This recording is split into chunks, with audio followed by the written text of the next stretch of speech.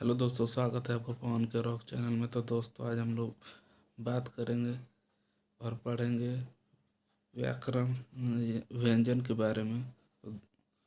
तो दोस्तों, पहले देख लेते हैं व्यंजन क्या होता है। तो चलिए दोस्तों, पहले पहले हम पहले क्या पढ़ रहे थे वो हम देखते हैं। तो पहले था भाषा। भाषा और व्याकरण के कितने प्रकार होते हैं। भाषा या व्याकरण के प्रकार, भाषा और व्याकरण के प्रकार। तो इसके तीन प्रकार होते हैं। जो पहला है वो है वर्ण, दूसरा है शब्द और तीसरा है वाक्य। वाक्य हमने भाषा और व्याकरण में तीन मूल मुख्य रूप से बातें पढ़ी थी: वर्ण, शब्द और वाक्य।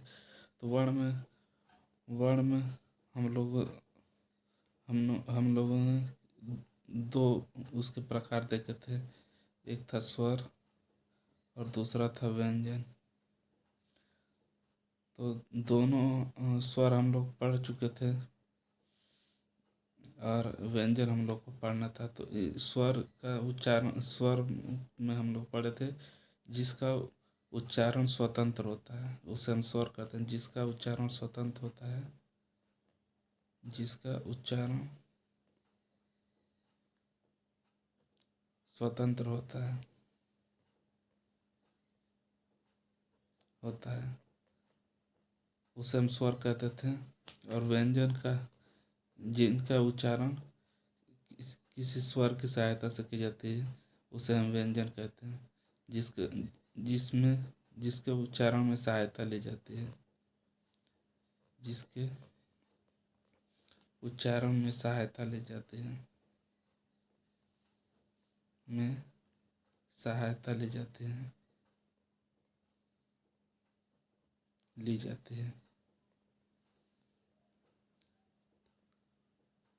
जिनके उच्चारण में सहायता ली जाती है, यानी ये स्वतंत्र नहीं होते हैं। तो ये हम लोग पढ़े थे। तो चलिए हम लोग व्यंजन को पढ़ लेते हैं। तो व्यंजनों की संख्या कितनी होती है ये हम देख लेते हैं। तो व्यंजनों की व्यंजनों की संख्या, व्यंजन व्यंजन कुल कितने होते हैं। तो व्यंजन कुल होते हैं 33। तो आप सोच रहे होंगे, हमने तो बचपन में क से ज्ञान तक पढ़ा था। क से ज्ञान तक पढ़ा था जिसमें हम लोग 36 आते थे, 36 वर्ण आते थे। तो ये कौन कौन से तीन वर्ण हैं जो नहीं आते हैं। तो जो तीन वर्ण हैं वो हैं कछ, त्र और ज्ञा, ज्ञ। इनको हम संयुक्त अक्षर भी कहते हैं। इनको हम संयुक्त अक्षर भी कहते हैं। संयुक्त अक्षर चार होते हैं। एक एक बाद में देखा जाएगा। पहले आप आगे हम लोग इस पे पढ़ते हैं कि इसमें क्या होता है। तो व्यंजनों की संख्या कुल 33 होती है। तो चलिए हम लोग लिख लेते हैं कि व्यंजन की संख्या 33 कैसे होती है। तो इसे हम वर्ग में बांटते हैं। जैसे क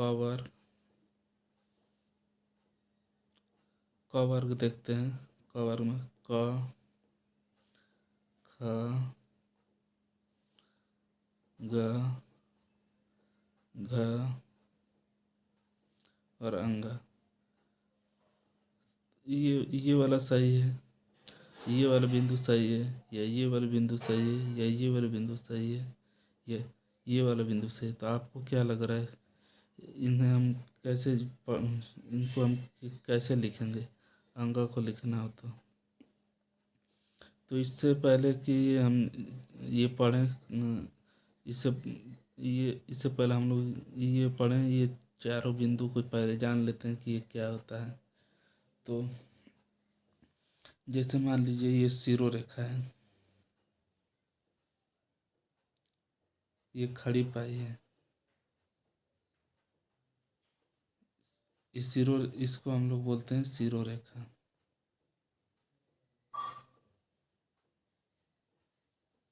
ये हो गई खड़ी पाई।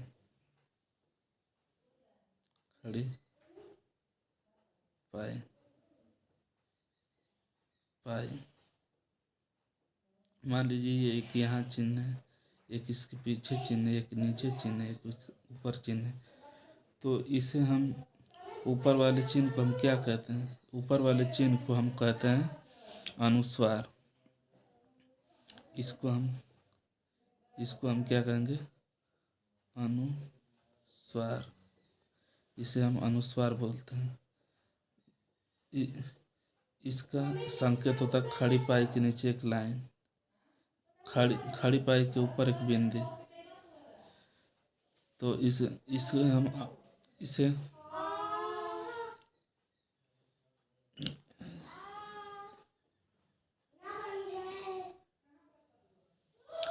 इसे हम इस तरह भी पढ़े हैं पहले। क्या इसको हम क्या बोलते हैं? अनुस्वार। इसे हम क्या बोलते हैं? अनुस्वार। एक ये भी पढ़े होंगे ये वाला, इसे हम विसर्ग बोलते हैं। इसे हम विसर्ग बोलते हैं। इन दोनों को हम लोग क्या बोलते हैं? अयोगवा। अयोगवा। अयोगवा। तो ये जो होते हैं ये अनुस्वार, ये अनुस्वार क्या तो इसे हम अयोगवा को क्या बोलते हैं? जो व्यंजनों के साथ जुड़कर वहन नहीं होते, यानी जो वर्णों के साथ जुड़कर वहन नहीं होते, उसे हम अयोगवाह कहते हैं। तो इसमें क्या अनुस्वार क्या है? अंग पे ऊपर है, तो ये स्वर के साथ जुड़कर केवल बयान होता है। तो जैसे मान लीजिए ये सिरोरेखा है, इस पे एक बिंदी है, तो ये वाली बिंदी केवल स्वरों पे जुड़ के व्यंजन हो, ये स्वरों पर जुड़ती है। इसकी संख्या कितनी होती है? 11, जो हमने स्वर 11 पढ़े थे। आ छोटी बड़ी छोटा बड़ा री ए ओ, जो हमने पढ़ा था वो 11 स्वरों पर जुड़ के वहन होती है। तो इसलिए हम इसे कहते हैं अनुस्वार। इसको हम क्या कहते हैं? अनुस्वार। तो आगे हम लोग देख लेते हैं इस वाले बिंदु को क्या कहा जाता है।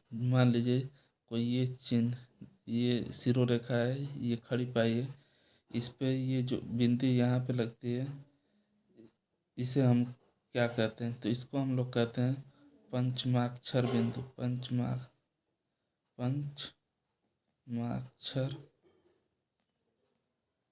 पंचमाक्षर बिंदु। पंचमाक्षर बिंदु। पंचमाक्षर बिंदु होता है ये केवल एक ही पे लगता है, वो है क वर्ग का 5वां। क वर्ग का 5वां। क वर्ग का 5वां। क होगा अंग पे, इस पे ये बिंदु लगता है क वर्ग का 5वां। तो अब हम नीचे एक ये वाला बिंदु पढ़ लेते हैं। नीचे जिसकी सिरोरेखा लगती है, तो ये जो लगती है नीचे, ये होता है ट वर्ग का तीसरा और चौथा। जैसे ट, ठ, ड, ड, ढ। ये बिंदी नहीं रहेगी, मैंने ऐसे लिख दिया ट, ठ, ड, ढ। इन पे इनके ड अढ़। जब इस पे ये बिंदी लगती है तो ये बन जाता है अडा, ये बन जाता है अढ़ा। इसमें अ हल्का सा जुड़ जाता है, छोटे से में थोड़ा थोड़ा सा उच्चारण होता है अड्डा अढ़ा। तो ये टावर के तीसरे और चौथे अक्षर पे लगता है। तो इस बिंदु को क्या कहते हैं? इस बिंदु को हम लोग कहते हैं ताड़नजात। ताड़नजात, ताड़नजात व्यंजन या उच्छिप्त, उच्छिप्त, उच्छिप्त या द्विगुण।